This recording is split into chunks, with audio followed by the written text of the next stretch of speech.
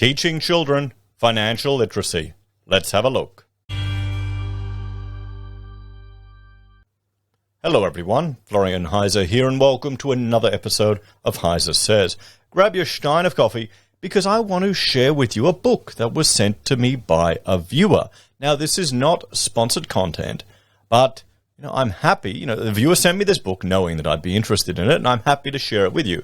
It is, hang on, let me get the camera position right, The A to Z of Money. We can see it here, written by Haley and Jeff Brooks and illustrated by Trent Lambert. Now, this little book here was sent to me a few months ago, and I've only just gotten to the point where I've been able to bring it into our reading schedule. We're reading to the kids every night, and the fact that it's A to Z, it's perfect because we have youngsters that are learning their alphabet, so we can go through each letter. And it introduces different topics and ideas that, as a parent, you can discuss. So here we go. This is my favorite one, F. Hang on. There we go. Financial independence. And there you see a nice little picture there. And it introduces these topics so you can discuss them with your kids. F is for Florian and for Frederick and the cool-looking guy. Then we explain to them the idea of financial independence, why it's important, how you get to it. You can draw upon examples from your own life of people that are financially independent, or just have people who have to go to work at early in the morning every day or late at night who aren't financially independent, and how different ways to invest and build that. I mean, they've got some other ones talking about debt here. Every letter has something, and it is really Australian. We've got precious metals right here. My favorite one, which you can tell means it's an Aussie book. It's an Aussie book. Here we go. Here's my favorite one. Negative gearing. So it's just a way to introduce your kids to these topics. And, if it's a little book that you're looking at, A to Z, to discuss it with your children, it's good to have a physical book. It's good to have drawings that they can relate to. I'd recommend it. And as I said, this book was provided for me for free, but I'd happily buy it for my children. And that's really it.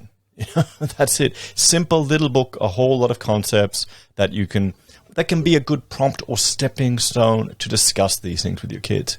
Because financial literacy is very important, and the goal of reaching financial independence, or as other people say, having enough FU money that you don't need to do the crap jobs, that you don't need to work the terrible hours, that you don't need to work for the clients that you really don't want to. That's the real aspiration. And it's not about having bags of money or significant wealth. It's about having control over your time and what you choose to do day to day. So thank you very much to Haley and Jeff for writing this book and for sending it to me. I really appreciate it. You'll be happy to know it's now worked its way into our daily, nightly reading schedule for the kids.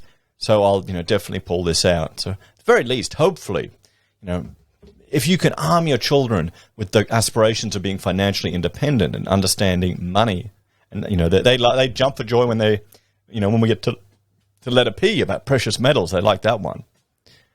Funny thing, crypto isn't mentioned here at all, which you probably want to keep in mind with your children.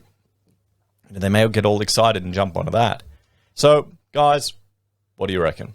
What books would you recommend, or board games would you recommend that you incorporate with your family to teach your children about these ideas? I think, that's probably next. We'd be at the point now where we'll start to bring some more board games in for family gaming night. And please, let me know your suggestions in the comments. And if anyone else wants to, share them with me, I'm more than happy to give you my opinion on them. And this one, check it out, guys. Particularly if you have children.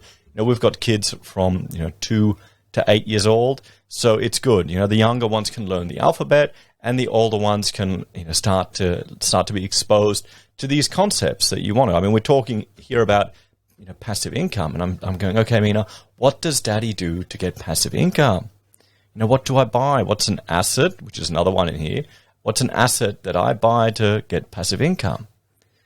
and you can say, well, that's why Daddy's buying those shares. I'm looking at dividend-producing shares in companies that produce real things so I can start getting free money coming in. So there you go.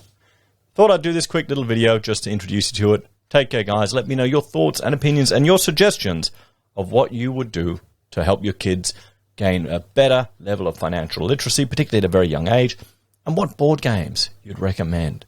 Anyway, take care, guys, and I will see you all in the next episode. Bye for now.